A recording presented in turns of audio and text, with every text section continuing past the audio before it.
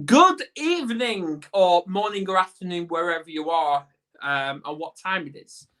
My name's Adam Deval, mental health warrior, and tonight we're going to talk about medication.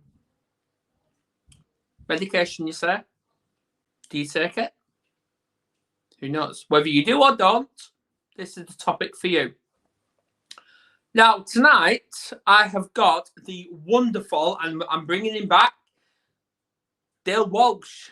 He is a schizophrenic, and he's a schizophrenia warrior in my eyes. So all I've got to say is I'll see you in 30 seconds.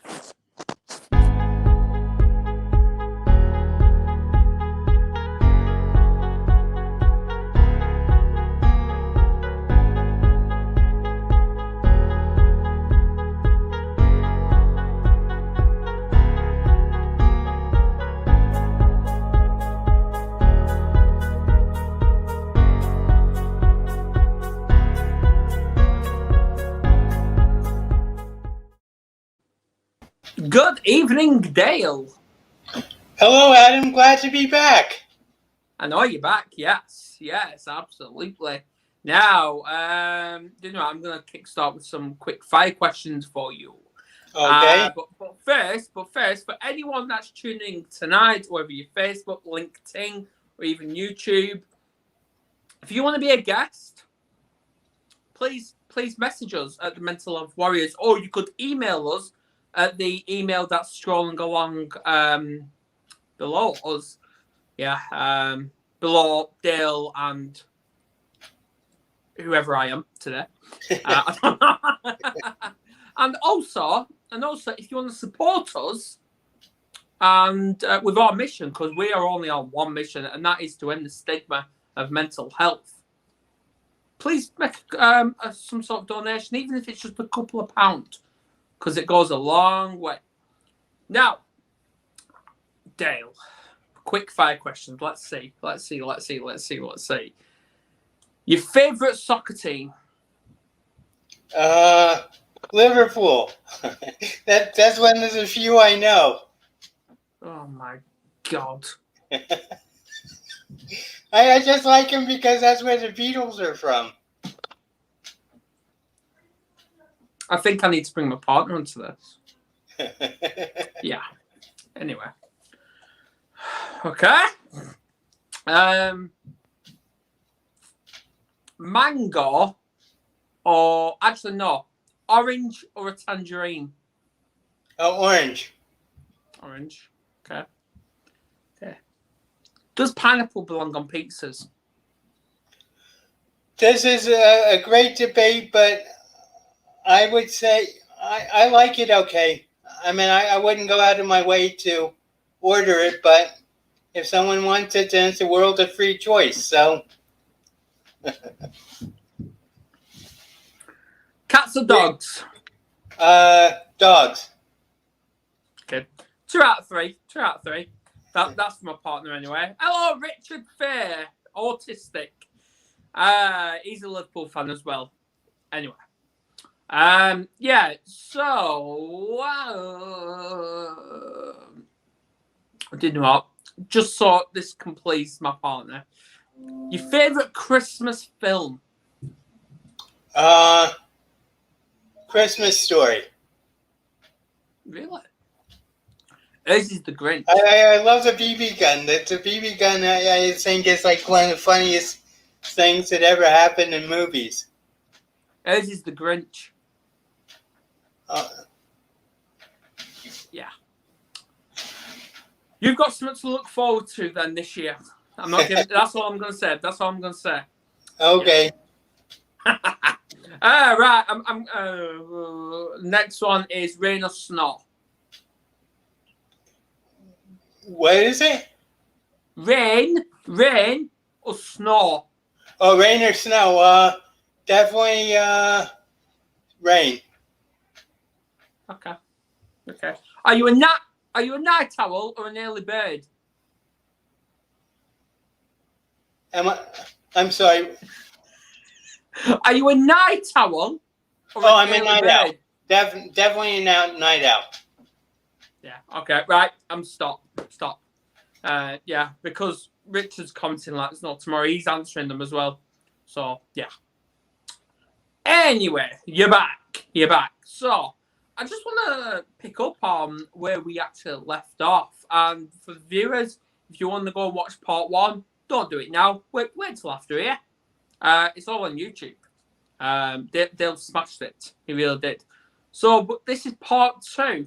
But it's part 2 / a new topic. That's what we're going to cover. Okay. So also, for anyone that's new to this channel, please subscribe to our YouTube channel as well.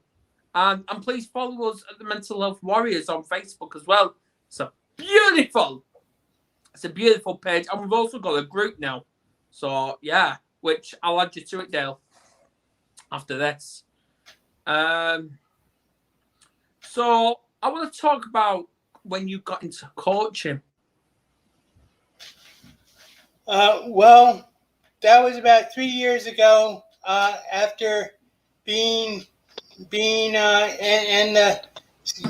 diagnosed in the schizophrenic, mental health system for more than 40 years, I decided that I was recovered enough to be able, and it was my ambition to help. I just realized how much my illness had disrupted my own family, and I figured out that it was really a mission of mine to use my knowledge of the illness as well as the mental health system to be able to help the guide loved ones through the dilemmas and the anxieties and the problems, the challenges that arose when dealing with a schizophrenic loved one.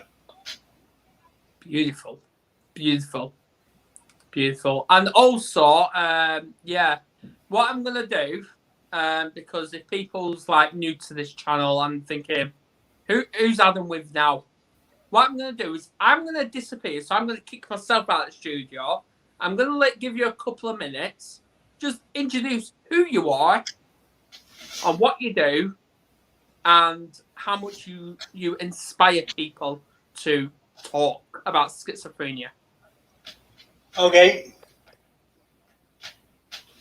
Well, my name is Dale Walsh. I live in Hackensack, New Jersey, in the United States of America, and I've been diagnosed with schizophrenia for 45 years.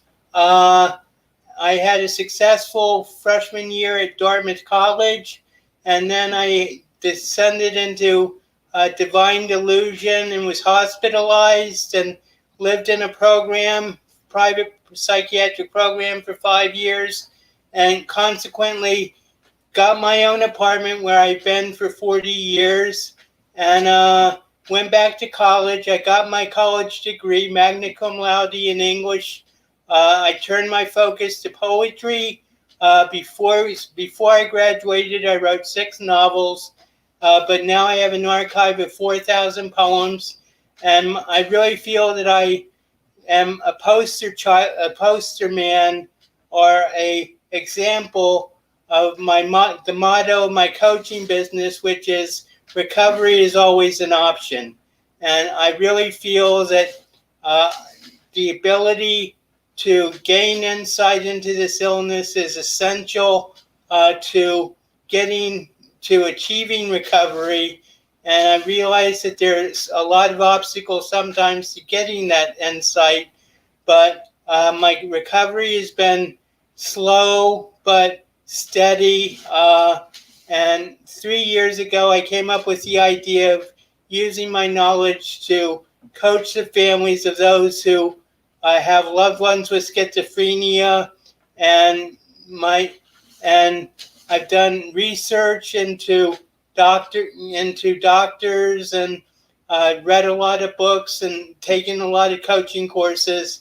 And basically, I feel that my contribution to the world is based upon my ability to help the families of those who are my clients. And so consequently, the the upshot of it is I feel that I'm an expert not only in the illness itself, but also in the mental health system.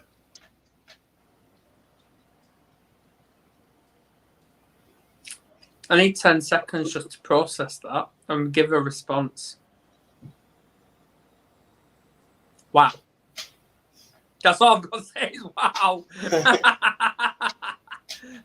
Richard Fair, he's commented and he's put, there are 2 residents in my complex who are schizophrenics on a lot of medications, but are gentle giants. So before I actually read the rest of his comments, Dale, would you say you're a gentle giant? I would say I was a gentle, normal person.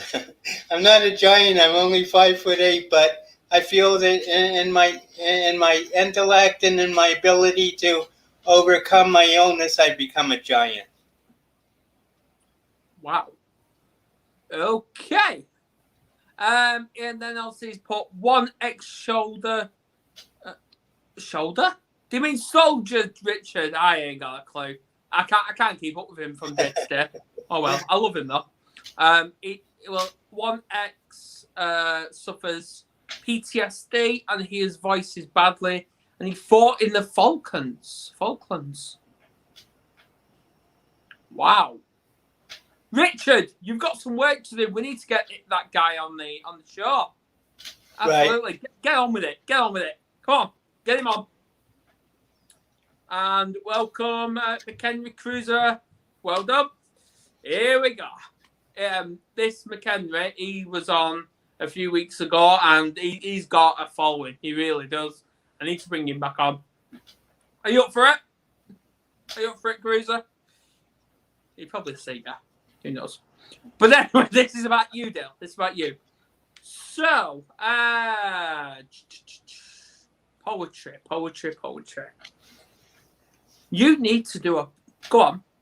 Well, I actually have an introductory poem that I use to introduce myself with my condition.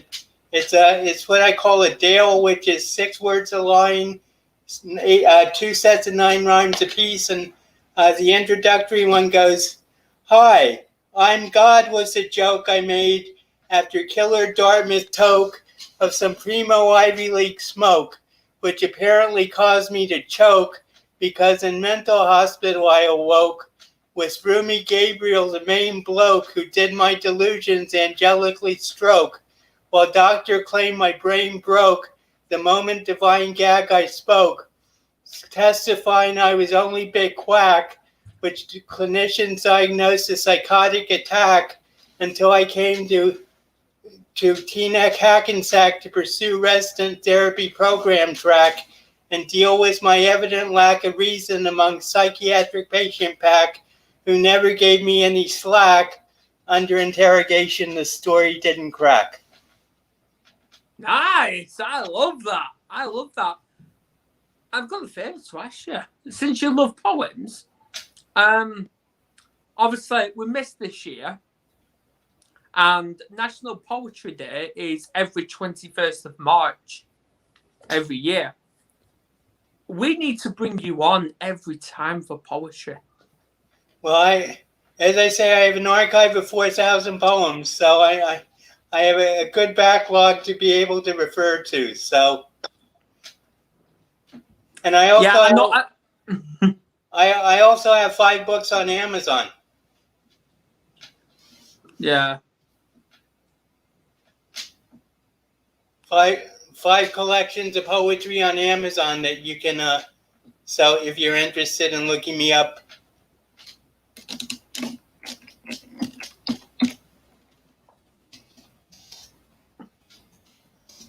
But that's neither here nor there, Adam. That was my calling before my coaching. My writing was my calling before my coaching, but my coaching is now my main focus. Have you typed something for me to show? I did. This is where you can find my poetry on Amazon. There you go. Okay, D.E. Walsh.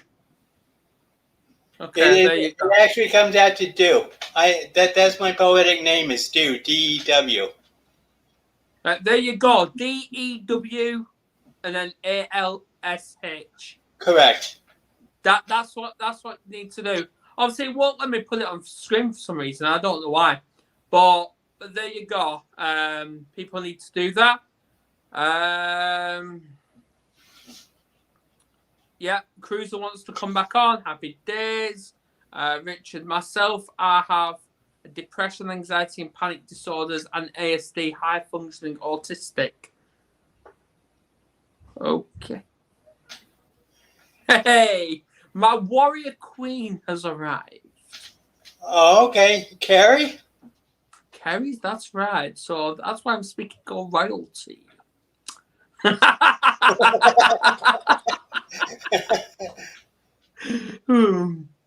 Anyway, how are you, darling? You know what? Before I actually came on, and this was round about 7:15, I was yawning, I was falling asleep, and yeah, I was like that. I was literally like that. I was literally falling asleep. Now I've had a cuppa. I've given myself that little bit of a sugar boost. Right. So I'm here. I'm ready to kick ass. Well, one thing I noticed on all the comments is the lack of people who have schizophrenia checking in, and I think that's a common problem with schizophrenia is that people, they either don't have insight into the illness, which I'll go into in a little while, or they're guilty or ashamed that they do have the disease, and it's just like, any other disease, but there's such a stigma in the media and That's right. About schizophrenia that, people say I'm very courageous, but I'm not. I don't feel I'm very courageous. I just feel that I'm like being the mouthpiece for people who are afraid of being seen as schizophrenic. The thing is, though, guys, and this is to everyone tuning in tonight or today, whenever you are in the world, when you hear schizophrenia, you don't need to be scared. They're just soft little people. Right. That's what they are. That's what they are. They are wonderful people. And obviously, I admit I was actually guilty of this before I actually learned about schizophrenia. I actually thought, I was questioning, who are these? You're muted. I can't hear you.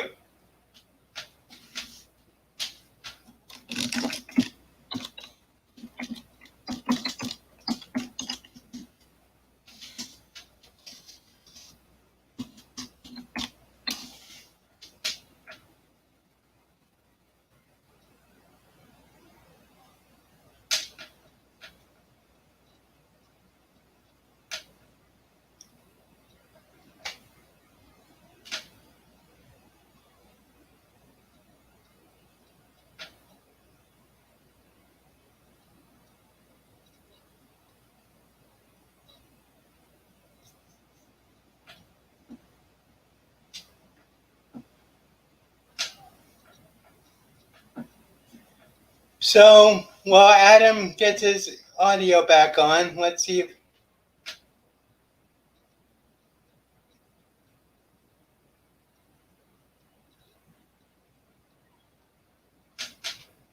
Oh.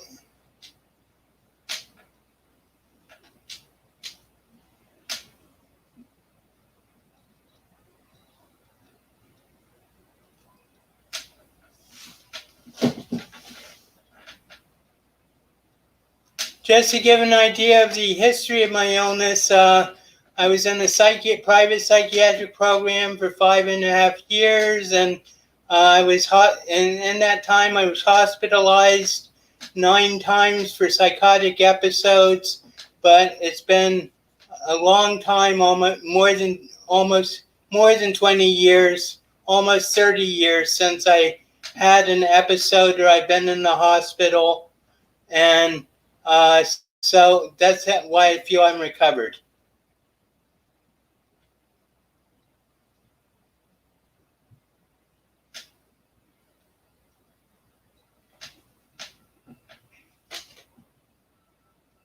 And I feel that the possibility for recovery is very good, even if the odds seem against it.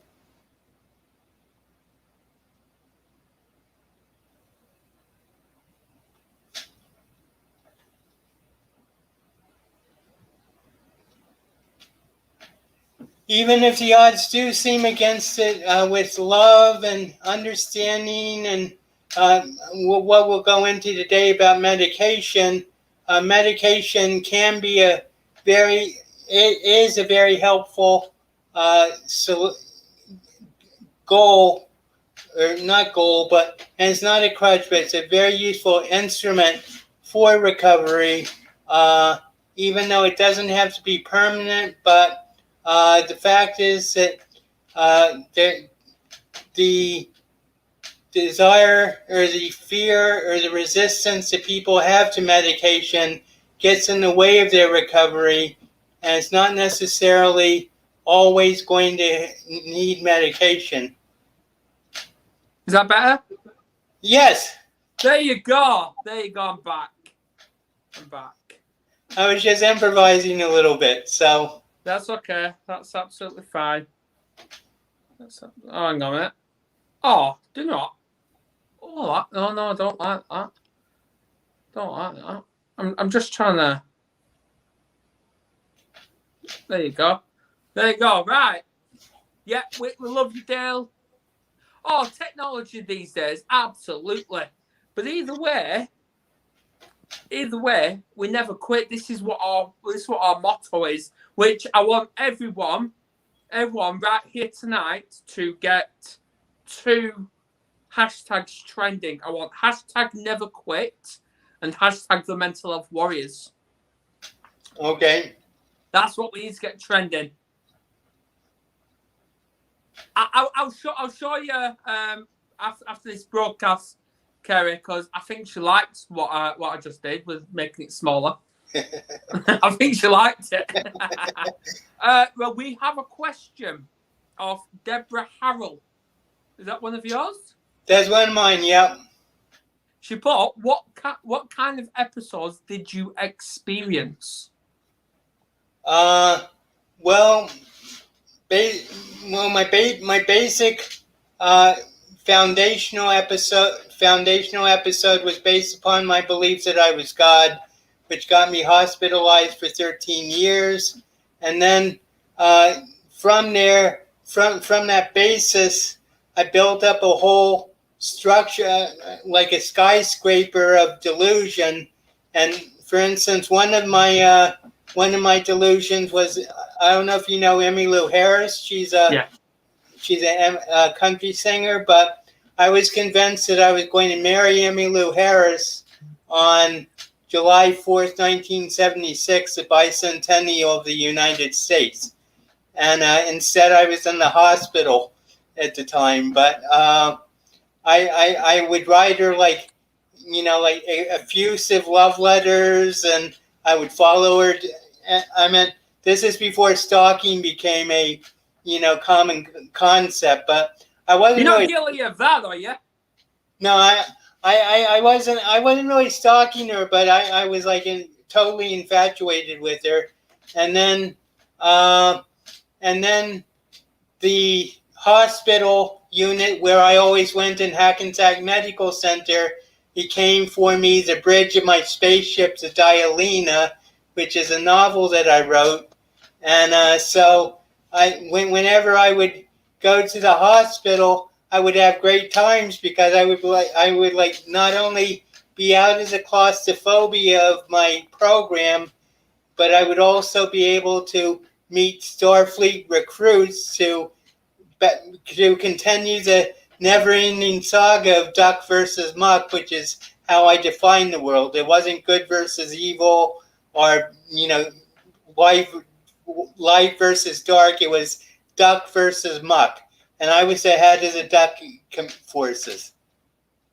And my psychiatrist was ahead of the muck's forces. So it made for an interesting interaction between the two of us.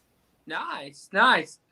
Now, before we move on to the topic we're going to do tonight, medications, Kerry Duval, this is a message for her. Obviously, she's talking to her niece on Messenger, and obviously, I'm using Kerry's phone because obviously my iPad, it doesn't like opening StreamYard for some reason. It doesn't. Okay. So I'm using her phone, and she's messaging. She's talking to someone on messaging, and it keeps pinking up. I'm like, really? Right. Oh, I love her. I do. I love her. She just put sorry. See, thing is, right, the word sorry, I don't agree with it. I don't think anyone should apologize. I don't. I really don't, because it makes them look, well, but anyway, back to the topic, medications. First question I've got is, should we take them? Well, this is something that I struggled with for a long time myself. This discussion is very involved with my own journey, but basically, I would take medication, and I was in the program, so my doctor was supervising my taking the medication, but then I would, I would not take it, and after a while, as I said, I was in the hospital 9 times during those 5 years, and there were 2 factors. One was my marijuana use, which my doctor insisted was a big problem. But I used marijuana to take away the. Excuse me? Can you hear me? Yeah, I can hear you. I can't hear you. You can't hear me? Can anyone hear Dale?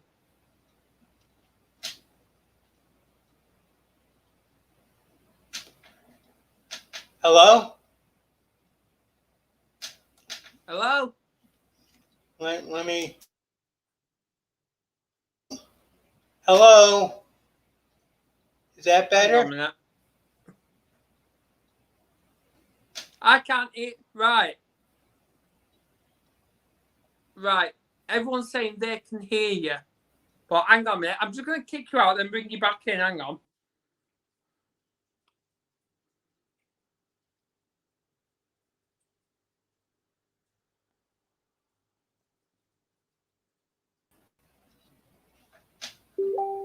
Is that better? That's better, yeah.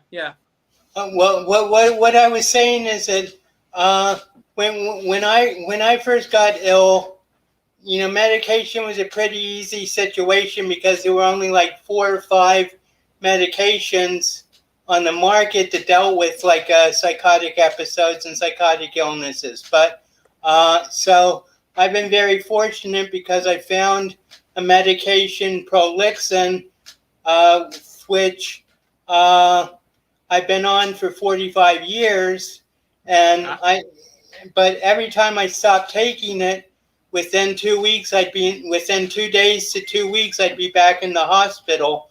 And because without the medication, it's sort of like you're taking, I don't want to expose too much about my past, but I did a good amount of LSD. And when I stopped taking my medication, it was like I was taking a hit of LSD every 5 hours, and my brain would just overload, and the neurons would just keep firing, and there was no way I could stop my thoughts, so I would go psychotic. So, especially in acute psychosis, medication is very necessary. But for long-term maintenance, the chances are you're going to have to take some sort of medication for the rest of your life, but that doesn't mean that you have to get discouraged and say that, you're hopeless, because I wouldn't have been able to create the recovery I have without the use of medication. And in the last 2 years, I've gone from 30 milligrams of my antipsychotic medication a day to 15 milligrams once every 2 days. Mm-hmm. So I have an interesting story about my medication, just to give you an idea of how strong it is. Yeah. Well, when I was going to college, there was this one druggie who kept insisting they wanted to try my medication. And so finally I gave him 10 milligrams of my medication, which was a third of my daily dosage, to experiment with, in a side effect medication. And to make the long story short, he was paralyzed on his bed, able only to move his thumbs for 18 hours after he took both doses of what was the medication that I gave him. And that was a third of my daily dosage. So that just gives you an idea of how strong that medication is. And I think that's one of the reasons that people are so reluctant to take it, is that, especially at the beginning, it really it can really make you totally lethargic, and and manifest symptoms that are the result of over prescribing the medication rather than the illness itself.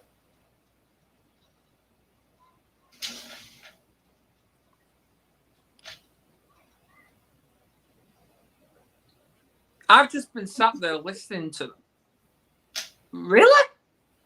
Yeah, he was paralyzed. He was playing Nintendo, and he realized he was paralyzed for 18 hours, able only to move his thumbs to play Nintendo, and that was a third of my daily dosage.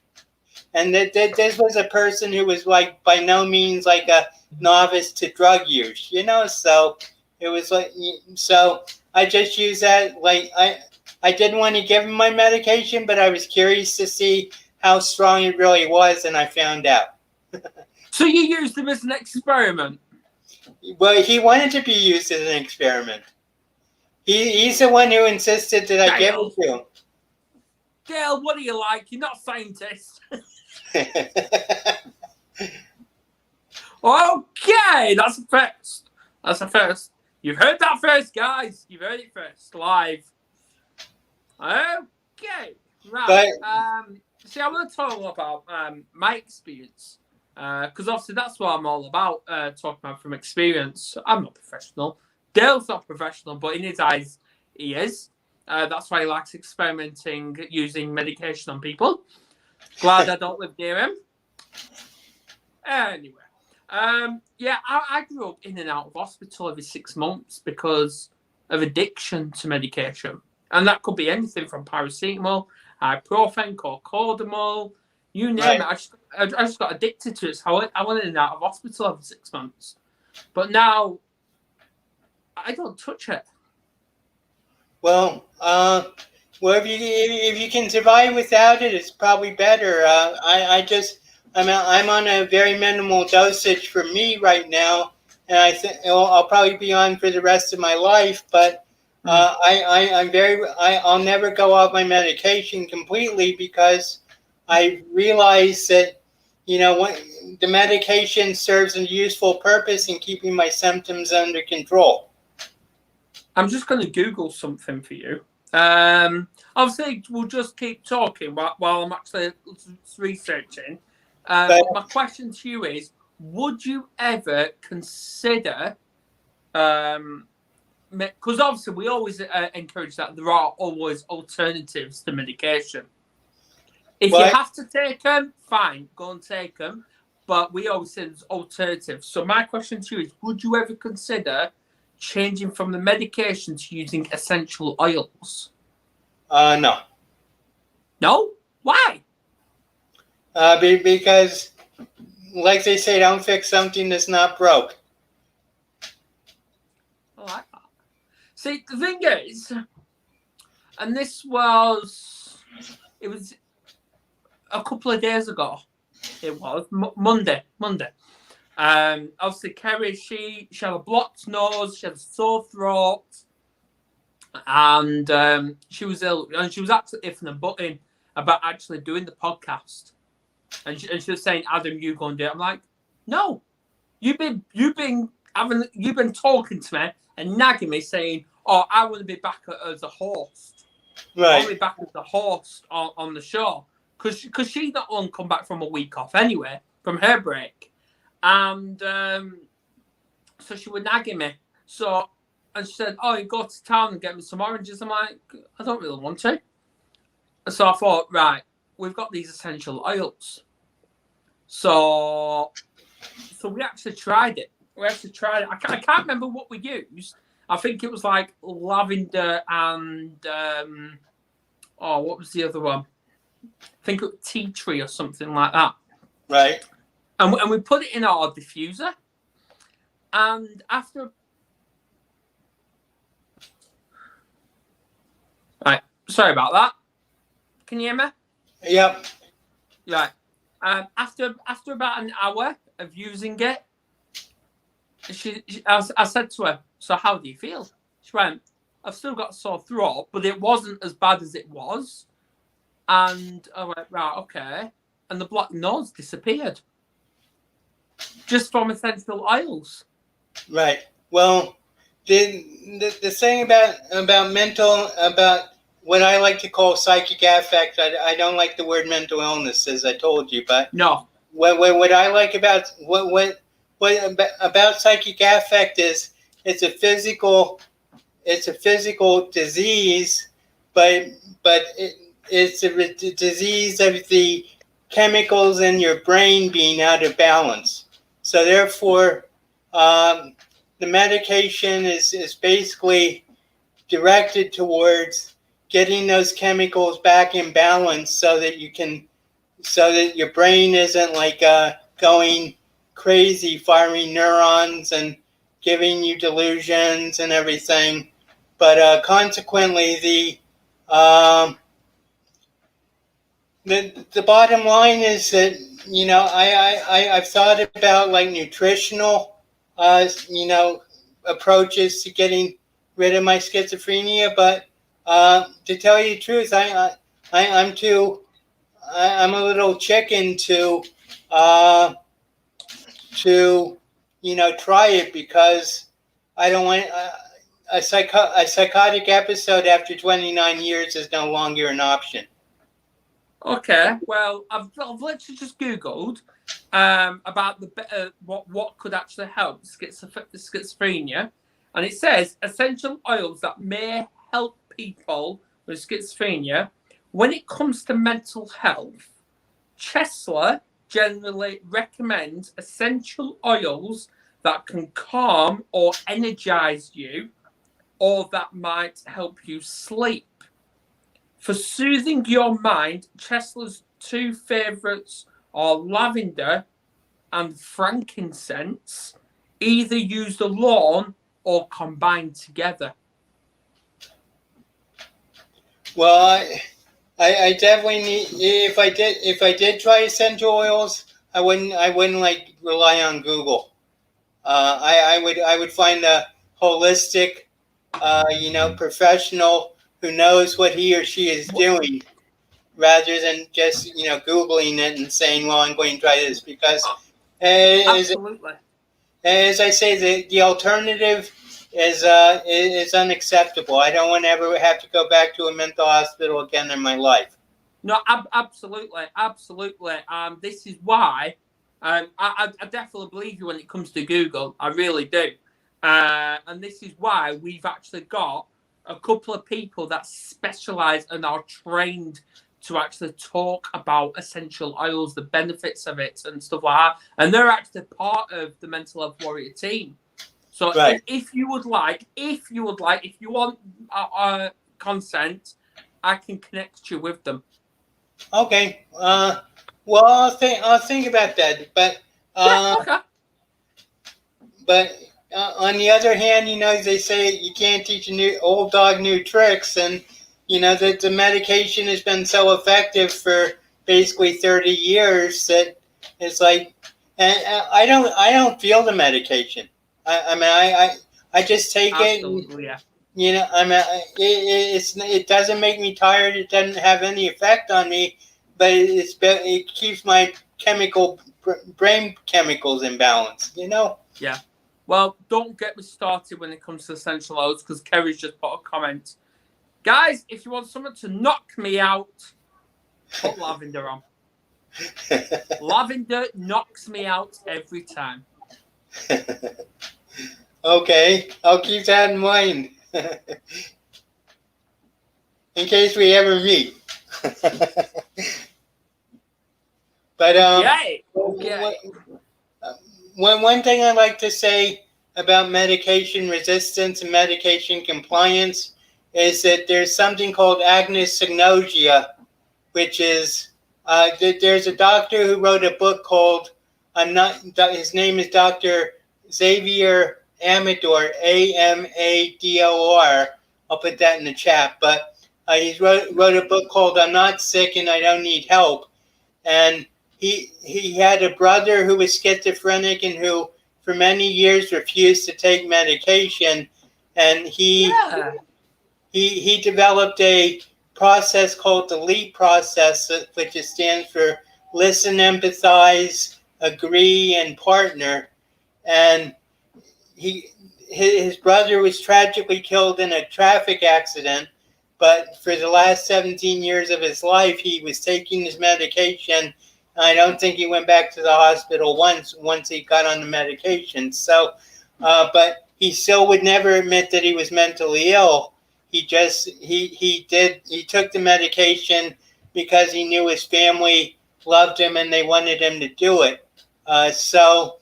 But anosognosia is very devious in that it prevents someone who's mentally ill not only from understanding or comprehending that they're mentally ill, but it also makes them unaware of what their symptomology is.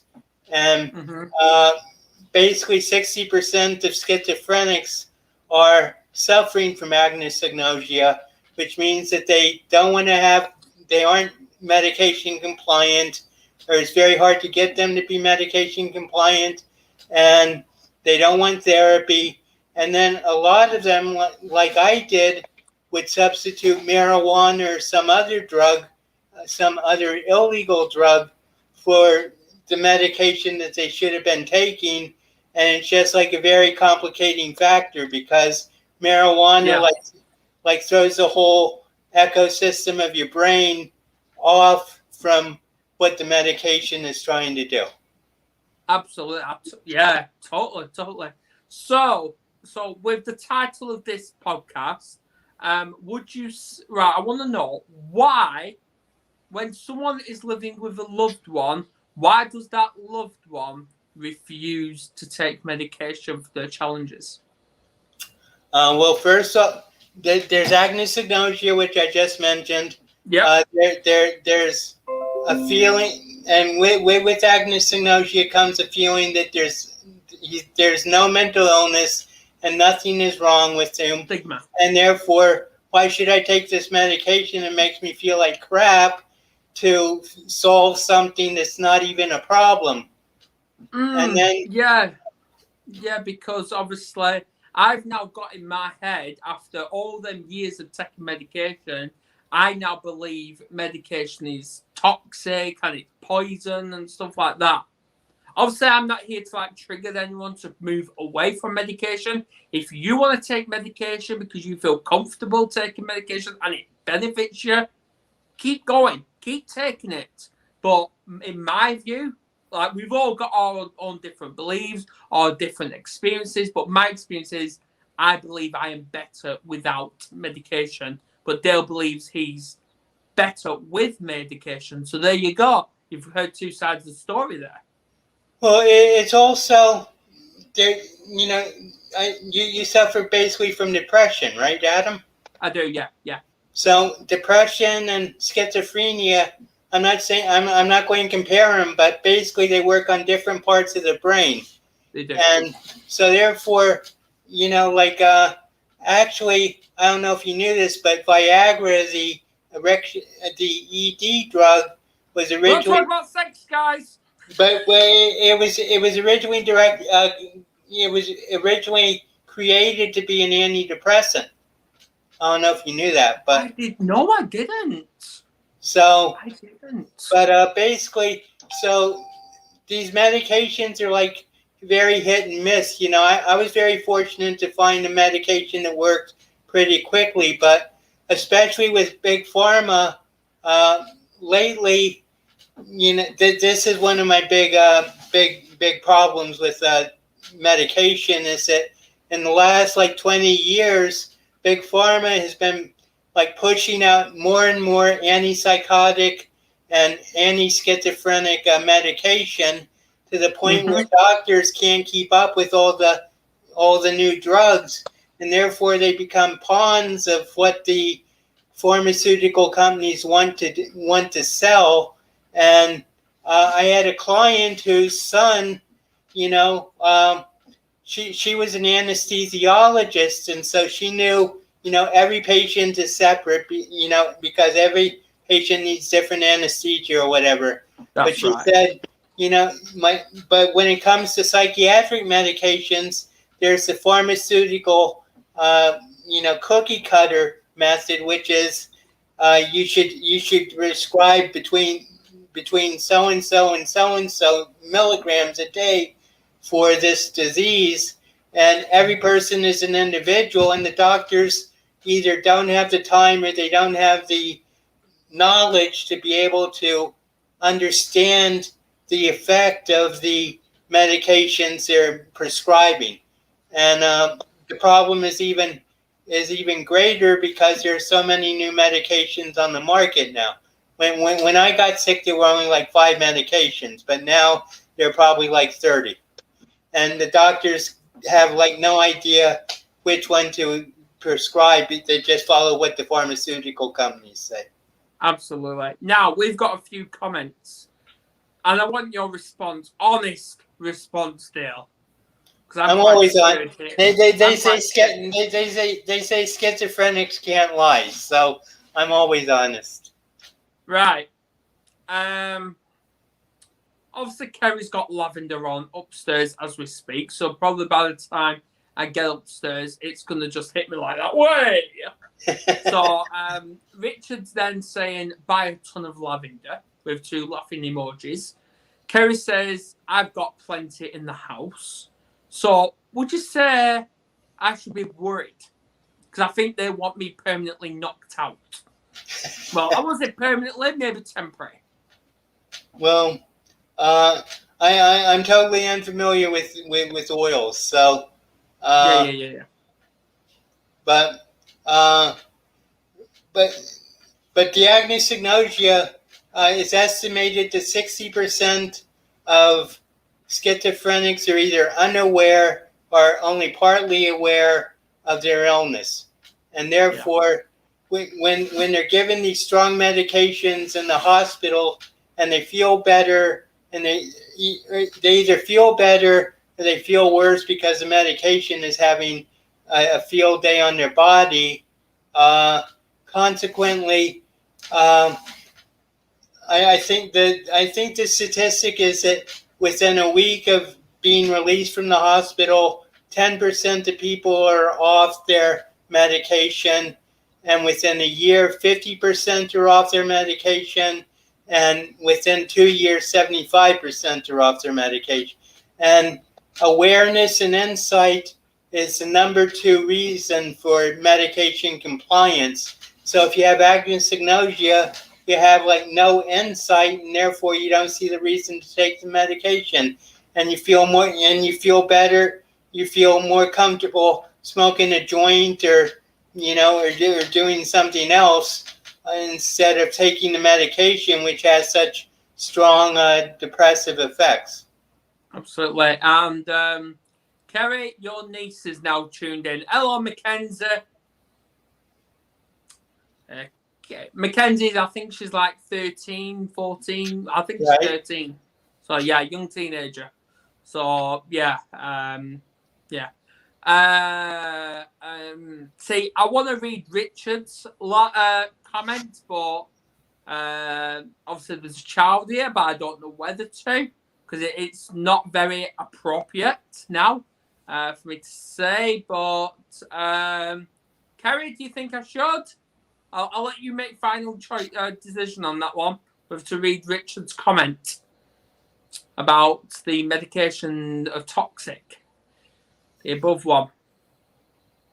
I'll let you decide. Well, if we're going for honesty, you might as well read it, Adam.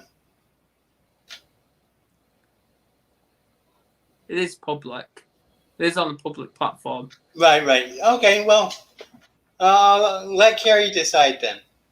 I'll let Kerry decide. Kerry, let me know. Do you think I should? She's not responding. She's probably thinking about it too.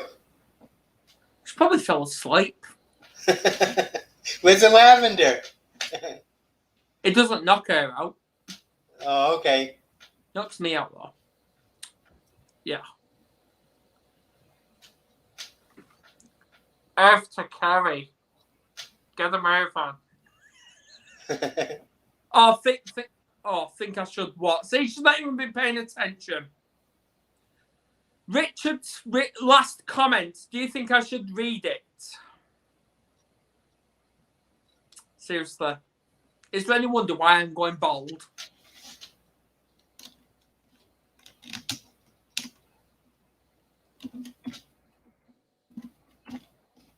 Oh, you know what? I'm just going to read it. Everyone's going to see it anyway. What? Well, she would have seen it anyway. Oh, I don't know. Anyway, let's move on. But I guess I can't emphasize enough that, well, I meant for 35 years I medicated myself with marijuana, and my doctors would say that's what's causing you such problems. But on the other hand, it was the only thing that would allow me to relax from the chemical edge of the prolixin of the antipsychotic I was taking. So it was like a real catch-22. The catch-22 I came up with was I need medication to not be sane, but the medication causes me to be insane. You're not insane. You're not. We're all sane in our own unique, individual, dysfunctional way. Right. Exactly. Well, but when you put in the hospital 9 times in 5 years for psychotic episodes, it sort of like starts to make you think maybe I'm not quite as sane as I think I am. No, you are. You're awesome, Dale. You really are. You're awesome. Now, my last and final question for you. If you actually went to go and visit yourself in the mental hospital that was under all these challenges, experiencing all these challenges, what piece of advice would you actually give him? About someone going into a mental hospital? No. If you, right now, today, went to go and see the Dale that was in a mental hospital, getting all the treatment and all the help he needs, what piece of advice would you actually give him?